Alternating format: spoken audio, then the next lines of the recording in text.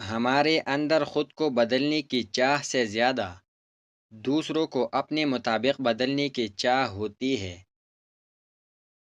اپنی طاقت پر گھمنڈ مت کیجیے، بلکہ کسی ہسپتال جا کر ایسے مریضوں کو دیکھیں جو کروٹ بدلنے کے لیے بھی کسی کے محتاج ہے۔ جیتنے کا مزہ تب آتا ہے جب ساری دنیا تمہارے ہارنے کا انتظار کر رہی ہو اور تمہارا رب تمہیں کامیاب کر دے۔ جاہل کی ایک خصوصیت یہ بھی ہے کہ وہ پوری بات سننے سے پہلے جواب دیتا ہے۔ نفس کے چکر میں پڑ کر انسان سب کو بلا دیتا ہے اور ایک دن یہ نفس خود اس کو ہی مٹا دیتا ہے۔ لوگوں سے الگ رہ کے سوچو گے تو لوگوں سے الگ سوچ مل جائے گی۔ اپنی طرف سے پوری کوشش کرو، محنت کرو، صحیح طریقہ اپنا دیا کرو، امید رکھو اور پھر نتیجہ اللہ پر چھوڑ دو۔ شام زندگی کی ہو یا دکھوں کی، آخر ڈل ہی جاتی ہے۔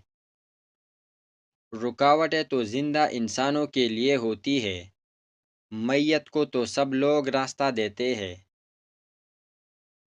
ہمارے معاشرے کا یہ المیہ ہے کہ غلطی اگر مرد کی ہو تب بھی نصیحت عورت کو ہی کی جاتی ہے۔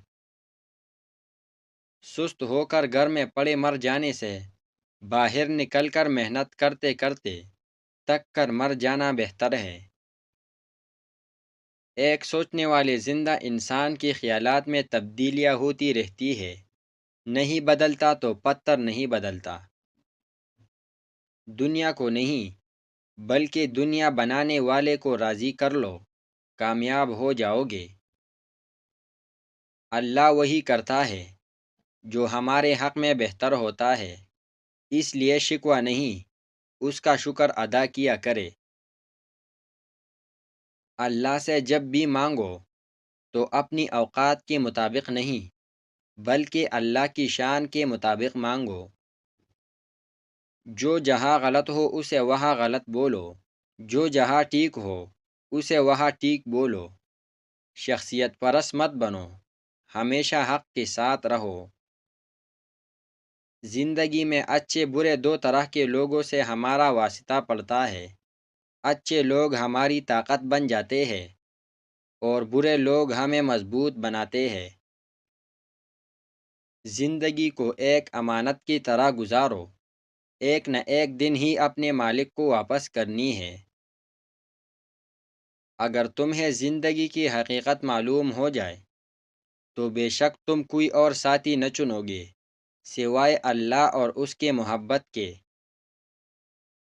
اگر تم عظمت کی بلندیوں کو چھونا چاہتے ہو تو اپنے دل میں انسانیت کے لیے نفرت کے بجائے محبت پیدا کرو۔ دنیا کو راضی کرنے کی کوشش میں نہ لگو، دنیا نہ کسی سے خوش ہوئی ہے نہ ہوگی۔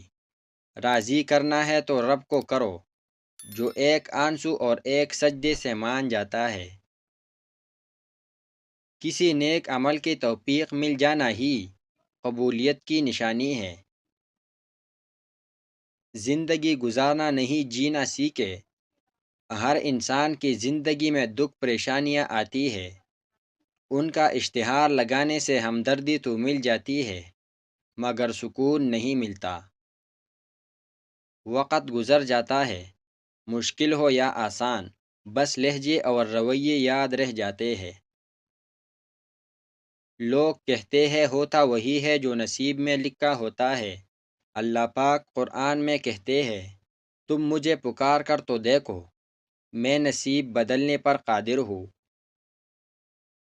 صبر کی حد یہ ہے کہ ہمیں تقدیر پر کوئی اعتراض نہ ہو۔ حرام چیزوں اور حرام کاموں سے ہمیشہ بچتے رہو، تمہارے دعائیں قبول ہونا شروع ہو جائیں گے۔ زندگی میں ایک ایسے شخص کا ہونا بہت ضروری ہے جس کو دل کا حال سنانے کے لیے لفظوں کی ضرورت نہ پڑے۔ لوگ یہ نہیں جانتے کہ قیامت والے دن ان کے ساتھ کیا ہوگا۔ لیکن یہ ضرور جانتے ہیں کہ دوسروں کے ساتھ کیا ہوگا۔ جب آپ رب سے محبت کرتے ہیں تو وہ آپ کے دلوں میں انہی لوگوں کو بسنے دیتا ہے جو آپ کی محبت کی اہل ہے۔ دوسروں کو خوشی دے کر خود دکھ رکھ لو، کیونکہ خوشی میں تم رب کو بھول جاتے ہو، اور غم اور درد میں تم ہمیشہ رب کو یاد رکھو گے اور رب کو ہمیشہ پاس پاؤ گے۔ گفتگو سے سمجھ بوجھ میں اضافہ ہوتا ہے، لیکن تنہائی وہ مدرسہ ہے جہاں عظیم ذہن جنم لیتے ہیں۔